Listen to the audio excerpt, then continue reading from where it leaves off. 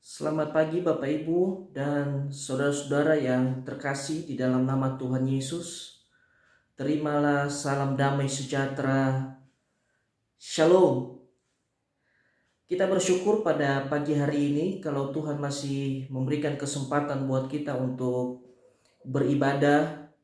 Sekalipun ibadah kita masih kita laksanakan di rumah masing-masing. Namun saya percaya bahwa tidak mengurangi sukacita kita.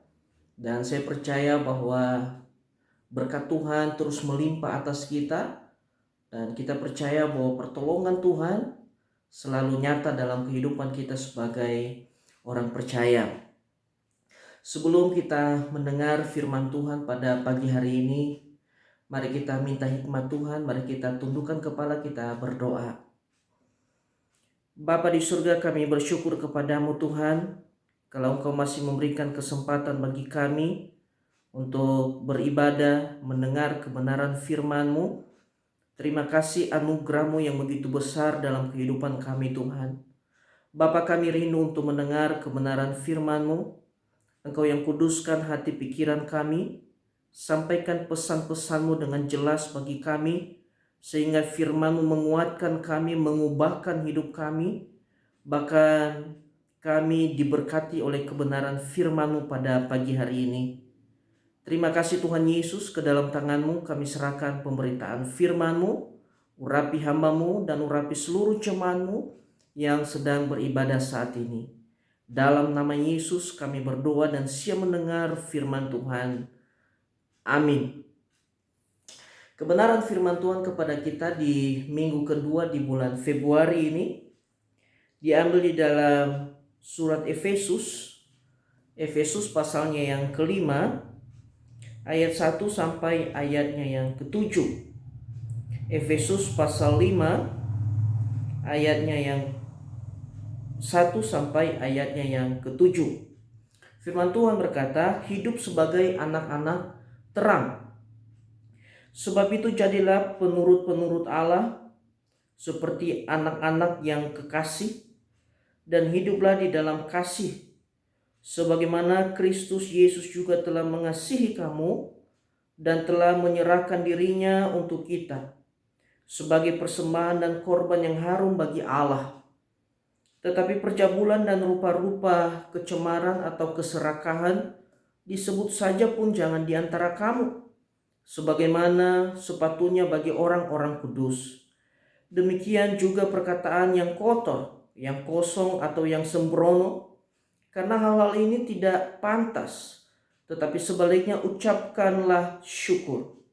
Karena ingatlah ini baik-baik, tidak ada orang sundal, orang cemar, atau orang serakah, artinya penyembah berhala, yang mendapat bagian di dalam kerajaan Kristus dan Allah. Janganlah kamu disesatkan orang dengan kata-kata yang hampa, karena hal-hal yang demikian mendatangkan murka Allah atas orang-orang durhaka. Sebab itu janganlah kamu berkawan dengan mereka. Sejauh itu pembacaan kebenaran firman Tuhan. Bapak, Ibu, dan saudara yang dikasihi Tuhan, pada kesempatan ini lewat kebenaran firman Tuhan ini saya akan memberikan tema kepada kita, kehidupan anak-anak terang. Sekali lagi, kehidupan anak-anak terang. Di sini kita bisa melihat bahwa Rasul Paulus di dalam suratnya kepada jemaat yang ada di Efesus, dia menyatakan bahwa dahulu kita adalah kegelapan. Ya, kalau di dalam bahasa Yunani dia memakai kata eteskotos. Artinya bahwa kamu adalah kegelapan. Di ayat yang ke-8 jelas dikatakan bahwa memang dahulu kamu adalah kegelapan, tetapi sekarang kamu adalah terang di dalam Tuhan. Sebab itu hiduplah sebagai anak-anak terang. Artinya bahwa kita dulu adalah orang-orang yang hidup di dalam kegelapan. Sebelum kita menerima Yesus sebagai Tuhan dan Juru Selamat hidup kita, kita adalah orang-orang yang hidup di dalam kegelapan. Nah, hidup dan pekerjaan mereka adalah gelap. Nah, ini yang diingatkan oleh Rasul Paulus kepada jemaat yang ada di Efesus, bahwa dahulu adalah kamu adalah anak-anak gelap. Artinya hidup di dalam dosa, belum menerima kasih karunia Tuhan, belum percaya kepada Yesus. Nah, makanya dikatakan di sini sekarang, nah ini sekarang orang yang sudah percaya kepada Yesus, kalau di dalam bahasa asli dia memakai kata nundepes en kurio. Artinya, tetapi sekarang kamu adalah terang di dalam Tuhan. Jadi orang yang percaya kepada Tuhan, orang yang sudah menerima Yesus sebagai Tuhan dan Juru Selamat hidupnya, dia adalah terang di dalam Tuhan. Makanya kalau kita lihat di dalam surat Galatia bahwa yang lama sudah berlalu, sesungguhnya yang baru sudah datang. Artinya bahwa orang yang sudah menerima Yesus, orang yang percaya kepada Tuhan Yesus, maka dikatakan dia adalah anak-anak terang. Nah, di sini Paulus tidak mengatakan bahwa mereka berasal dari terang. Ingat ya, dikatakan bahwa mereka bukan berasal dari terang atau milik terang atau benda dalam terang. Tetapi dia menekankan di sini bahwa orang yang percaya kepada Yesus, dia adalah terang itu sendiri. Kalau kita lihat di dalam Matius 5 ayat 14, Tuhan Yesus berkata, kamu adalah terang dunia. Artinya bahwa orang yang percaya kepada Yesus, dia adalah terang itu dan dia bisa menyinari kegelapan. Makanya dikatakan di ayat yang ketujuh, terang tidak bisa bersatu dengan kegelapan. Sehingga di ayat yang ketujuh dikatakan, sebab itu janganlah kamu berkawan dengan mereka. Nah, Bapak Ibu dan Saudara yang dikasihi oleh Tuhan, pada kesempatan ini saya akan membagikan kepada kita bagaimana kehidupan anak-anak terang itu. Saya percaya bahwa jemaat Tuhan sudah menerima Yesus sebagai Tuhan dan Juru Selamat hidupnya. Kita sudah dibaharui di dalam Tuhan sehingga kita dikatakan adalah anak-anak terang. Kita tidak hidup di dalam kegelapan. Saya tidak membahas bagaimana kehidupan orang yang hidup di dalam gelap, tetapi saat ini saya akan membahas bagaimana kehidupan anak-anak terang. Karena saya percaya bahwa jemaat Tuhan, kita semua adalah anak-anak terang.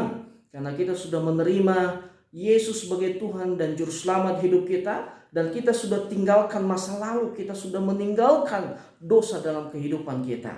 Kita bisa melihat bagaimana kehidupan kita lewat beberapa poin yang akan saya sampaikan kepada kita.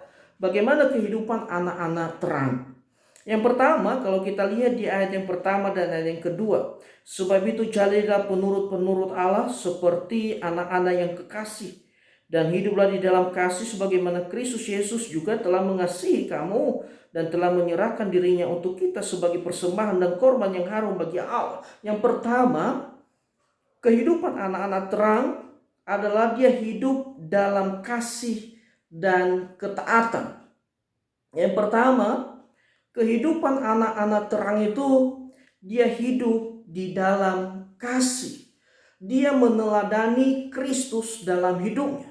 Di mana Kristus dia memiliki kasih.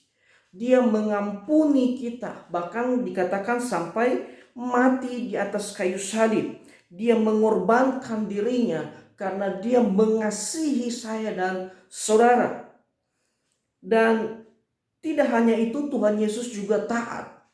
Ya, taat sampai mati di atas kayu salib. Dan inilah yang Tuhan rindukan. Kita sebagai anak-anak terang, kita harus hidup di dalam kasih. Kita harus hidup di dalam pengampunan. Saya percaya bahwa tidak ada seorang pun yang tidak pernah berbuat salah. Setiap kita pasti berbuat salah. Namun Tuhan mengharapkan kita ketika seseorang berbuat salah kepada kita, mari kita memiliki kasih. Untuk apa? Mengampuni, tidak menyimpan kesalahan orang lain dalam hidup kita. Inilah yang Tuhan mau dalam hidup kita sebagai orang percaya. Dan saya percaya bahwa jemaat Tuhan yang ada di rumah, yang mendengar kebenaran firman Tuhan ini, kalau satu hal di hatimu yang masih mengganjal di hatimu, ada kepahitan dengan orang lain, mari pada pagi hari ini kita lepaskan pengampunan. Mari kita memiliki kasih yang walaupun kita belajar dari Tuhan Yesus. Tuhan Yesus, dia memiliki kasih yang luar biasa dalam kehidupan kita. Ya, kalau kita melihat bagaimana pengorbanan Kristus dalam hidup kita, dia sangat mengasihi saya dan saudara. Kenapa? Karena kita berharga di mata Tuhan. Inilah yang pertama yang harus kita praktekkan dalam kehidupan kita dan kehidupan kita sebagai anak-anak terang. Kita harus saling mengasihi satu dengan yang lain, bukan saling menggigit satu dengan yang lain, bukan saling menghancurkan. Tetapi yang Tuhan mau, mari kita saling mengasihi, saling menguatkan satu dengan yang lain. Kalau ada orang yang lemah, mari kita kuatkan penuh dengan kasih. Kasih Bapak Ibu tidak hanya berbicara tentang uang. Kasih tidak hanya berbicara memberi sesuatu, tetapi kasih ketika kita juga mendoakan orang lain dalam kehidupan kita. Kita terbeban mendoakan orang lain dalam hidup kita. Itu juga merupakan ungkapan kasih kita kepada sesama kita. Yang kedua, kita bisa melihat bahwa kehidupan anak-anak terang. Di ayatnya yang ketiga dia berkata, tetapi percabulan dan rupa-rupa kecemaran atau keserakahan disebut saja pun jangan di antara kamu, sebagaimana sepatutnya bagi orang-orang kudus. Yang kedua, kehidupan anak-anak terang, dia harus hidup di dalam kekudusan. Kalau kita berkata kita sudah menerima Yesus sebagai Tuhan dan Juru Selamat hidup kita, maka kita harus meninggalkan dosa. Kita jangan hidup di dalam dosa. Kita harus hidup di dalam kekudusan. Hidup dalam kekudusan artinya hidup sesuai dengan ketetapan Tuhan. Hidup sesuai dengan firman Tuhan. Tidak menajiskan diri, tidak menghalalkan berbagai macam cara. Ini yang Tuhan mau dalam hidup kita, yaitu hidup di dalam kekudusan. Bagaimana kita bisa hidup kudus Bapak Ibu di tengah-tengah dunia yang saat ini dikatakan tidak semakin baik. Anak-anak muda, mari engkau menjaga dirimu. Jangan engkau mencemarkan dirimu. Jangan engkau kompromi dengan dosa. Jangan pernah main-main dengan dosa. Karena firman Tuhan berkata, orang yang tidak menjaga kekudusan hidupnya, dia tidak akan melihat kerajaan Allah dalam hidupnya. Inilah yang kedua yang harus kita lakukan dalam hidup kita sebagai orang percaya. Kita harus hidup di dalam kekudusan. Hidup sesuai dengan ketetapan Tuhan. Apa ketetapan Tuhan? Ketika kita membaca firman Tuhan, ada banyak dalam kebenaran firman Tuhan, ketetapan-ketetapan Tuhan dalam hidup kita. Seperti apa yang disampaikan oleh Rasul Paulus kepada jemaat yang ada di Efesus. Dikatakan bahwa tetapi percabulan dan rupa-rupa kecemaran atau keserakahan disebut saja pun jangan di antara kamu. Jangan hidup di dalam dosa. Anak-anak muda dengar, engkau jangan hidup di dalam dosa seks. Ya, mari engkau menjaga kekudusan hidupmu. Ya, melakukan dosa. Ya, apalagi anak-anak muda yang merantau. Saya tekankan ini, mungkin orang tua tidak melihat kita, tapi saya mau katakan Tuhan melihat engkau. Jangan pernah biarkan dirimu tercemar dengan dosa. Mari jaga kekudusan hidupmu. Yang ketiga, kita lihat pada ayat yang keempat.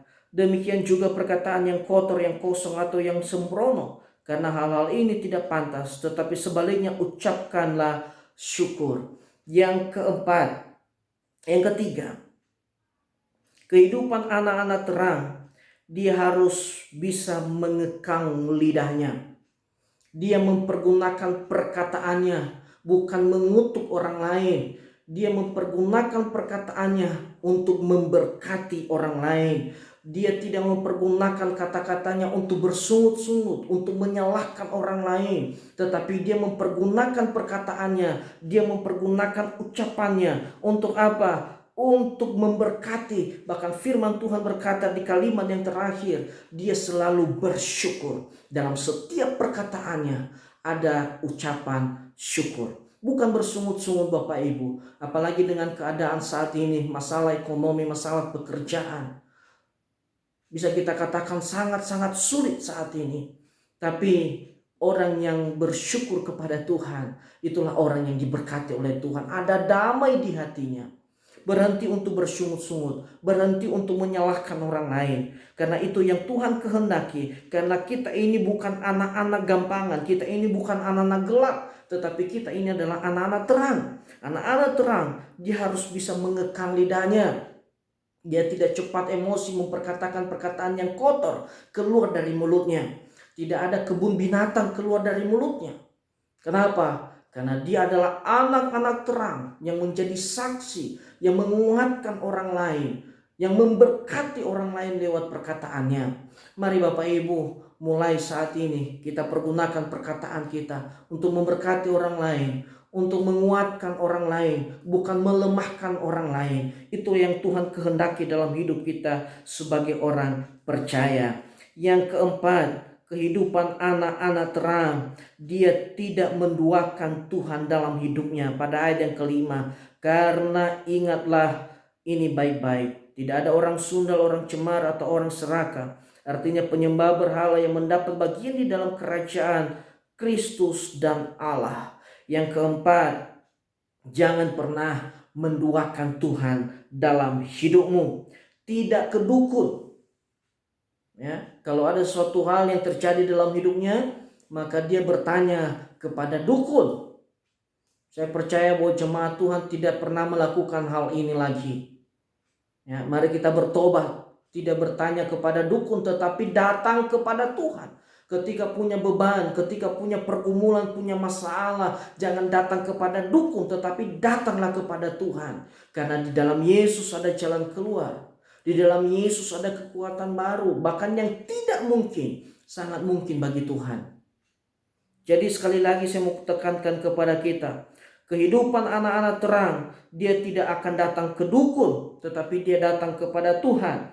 Dia mengutamakan Tuhan di atas segalanya, tidak memberhalakan segala sesuatu.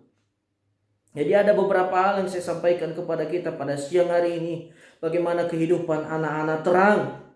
Yaitu pada poin yang keempat ini, tidak menduakan Tuhan dalam hidupnya. Bahkan di dalam Yakobus juga katakan, orang yang mendua hati tidak akan pernah tenang dalam kehidupannya. Orang yang datang kepada Tuhan dan orang yang datang kepada dukun, percayalah, dia tidak akan pernah mendapatkan ketenangan, kegelisahan yang dia dapat. Tetapi orang yang datang kepada Tuhan, ketika dia punya pergumulan, ketika dia punya masalah, dia datang kepada Tuhan. Sebagaimana firman Tuhan 1 minggu yang lalu dia berkata bahwa marilah kepadaku semua yang letih lesu dan beban berat, aku akan memberikan kelegaan kepadamu. Ketika engkau memiliki beban berat, ketika engkau memiliki pergumulan, jangan datang kepada manusia, karena manusia bisa mengecewakan engkau. Tetapi yang pertama yang harus engkau lakukan, mari datang kepada Tuhan. Karena kita tahu di dalam Tuhan ada kelepasan, dalam Tuhan ada kekuatan yang baru, dalam Tuhan ada mujizat, bahkan dalam Tuhan ada ketenangan.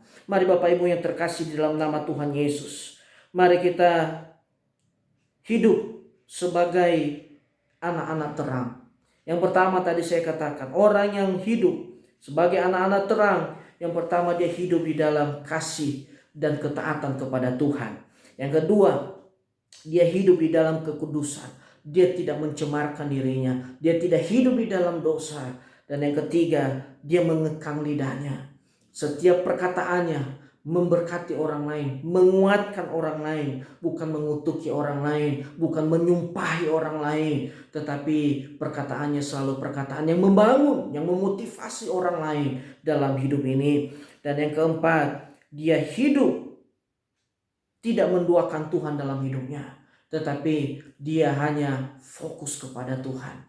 Dia hanya mengandalkan Tuhan dalam hidupnya. Dia tidak mencemarkan dirinya. Makanya dikatakan pada ayat yang ke-6, janganlah kamu disesatkan dengan orang dengan kata-kata yang hampa, karena hal-hal yang demikian mendatangkan murka Allah atas orang-orang durhaka. Ingat firman Tuhan berkata, karena hal-hal yang demikian mendatangkan murka Allah atas orang-orang durhaka. Orang yang menduakan Tuhan dalam hidupnya tidak akan pernah tenang, bahkan murka Tuhan akan turun atasnya. Mari kita tetap fokus, apapun keadaan yang kita hadapi, apapun situasi yang sedang kita hadapi, mari tetap andalkan Tuhan dalam hidupmu. Kiranya kebenaran firman Tuhan menguatkan kita, memotivasi kita, dan kita hadir di dunia ini, di tengah-tengah dunia ini, kita menunjukkan bahwa kita adalah terang dunia. Mari kita tundukkan kepala, kita berdoa. Bapa di surga, kami bersyukur untuk kebenaran firman-Mu pada pagi hari ini, di mana Tuhan mengingatkan kami kembali bahwa kami adalah anak-anak terang, dan biarlah kami hidup sebagaimana ketetapan Tuhan dalam hidup kami. Biarlah kami menuruti segala perintah-Mu Tuhan. Biarlah kami tetap taat akan kebenaran firman-Mu. Biarlah kami melakukan kebenaran firman-Mu ini Bapa. Tuhan, Engkau tolong kami, mampukan kami supaya kami bisa melakukan apa yang Tuhan kehendaki dalam hidup kami. Bapa, hamba-Mu berhenti menyampaikan firman. Biarlah Roh-Mu yang terus berbicara bagi setiap kami. Engkau kuatkan kami, mampukan kami untuk melewati hari-hari kami, untuk melewati setiap proses yang Tuhan izinkan terjadi dalam kehidupan kami. Bapa, hamba berdoa bagi seluruh jemaat-Mu dimanapun mereka berada pada pagi hari ini, dalam mereka mengikuti ibadah pada pagi hari ini. Tuhan, tolong mereka. Hamba berdoa bagi yang sakit, temui mereka Tuhan, jamah mereka, sembuhkan mereka dalam nama Tuhan Yesus. Bahkan yang memiliki masalah, Tuhan, Engkau buka jalan setiap pergumulan mereka. Masalah ekonomi, masalah pekerjaan, masalah keluarga, Tuhan, Engkau tolong, Engkau beri jalan keluar Bapa. Bahkan yang menghadapi pergumulan dalam hidupnya, Tuhan Yesus, kami percaya bahwa di dalam Engkau ada jalan keluar. Tuhan tidak pernah meninggalkan kami. Tuhan akan selalu memberkati hidup kami, dan Tuhan selalu menopang kami. Dan kalau ada yang terikat oleh keinginan dunia ini, oleh ilah-ilah dunia ini, kami berdoa Tuhan, Engkau lepaskan di dalam nama Tuhan Yesus. Bapa, seluruh jemaat-Mu Tuhan berkati mereka, lindungi mereka, jauhkan kami dari segala hal-hal yang tidak baik, terlebih virus corona saat ini Bapa. Kami terus perkatakan bahwa tubuh kami sehat dan kuat Bapa. Tuhan akan menolong kami, Tuhan akan memberi imun yang baik dalam tubuh kami. Bahkan kami berdoa Tuhan, cukupkan juga segala kebutuhan jemaat-Mu Bapa, keperluan mereka setiap hari, makanan, minuman mereka, Tuhan cukupkan di dalam nama Tuhan Yesus. Bahkan kami berdoa untuk anak-anak kami, Tuhan, Engkau berkati mereka, berkati pendidikan mereka, sekalipun mereka melakukan pembelajaran di rumah saat ini. Tuhan, Engkau tolong anak-anak kami Tuhan. Kami perkatakan kepandaian, kepintaran, kecerdasan turun atas mereka di dalam nama Tuhan Yesus. Bahkan anak-anak muda, Tuhan, Engkau juga yang menolong mereka. Bila mereka menjaga kekudusan hidup mereka, berkati pekerjaan mereka, berkati usaha mereka. Dan biarlah kami terus memandang Engkau, terus mengandalkan Engkau dalam kehidupan kami. Kami percaya Tuhan, apapun situasi yang terjadi saat ini, kami tetap percaya bahwa Tuhan tidak pernah meninggalkan kami. Kami berdoa untuk seluruh jemaat-Mu, Tuhan yang menolong mereka, Tuhan yang memberkati mereka, malaikat-malaikat Tuhan memagari seluruh jemaat-Mu Bapa. Dan kami percaya Engkaulah gembala yang baik, Engkau yang menuntun kami, Engkau yang terus memberkati hidup kami. Kami berdoa juga Bapa untuk bangsa kami, diberkati bangsa kami, dilindungi bangsa kami, bahkan Tuhan memulihkan bangsa kami, diberkati sinode kami, para pimpinan kami, para eporus, sekumendum, bahkan seluruh jajaran yang ada di sinode. Tuhan, Engkau yang memberkati Bapa. Terima kasih Bapa dalam surga. Ke dalam tangan-Mu kami serahkan hidup kami di minggu yang akan kami lalui. Tuhan yang terus menolong bersama dengan kami. Terima kasih Bapa, di dalam nama Tuhan Yesus kami telah berdoa dan mengucap syukur. Amin. Bapak, Ibu, dan saudara yang terkasih dalam nama Tuhan Yesus, mari arahkan hatimu kepada Tuhan dengan iman dan terimalah berkat Tuhan. Tuhan memberkati engkau dan melindungi engkau. Tuhan menyinari engkau dengan wajah-Nya dan memberi engkau kasih karunia. Tuhan menghadapkan wajah-Nya kepadamu dan memberi engkau damai sejahtera, mulai saat ini sampai selama-lamanya. Di dalam nama Yesus kami telah berdoa dan menerima berkat Tuhan. Amin. Selamat hari Minggu.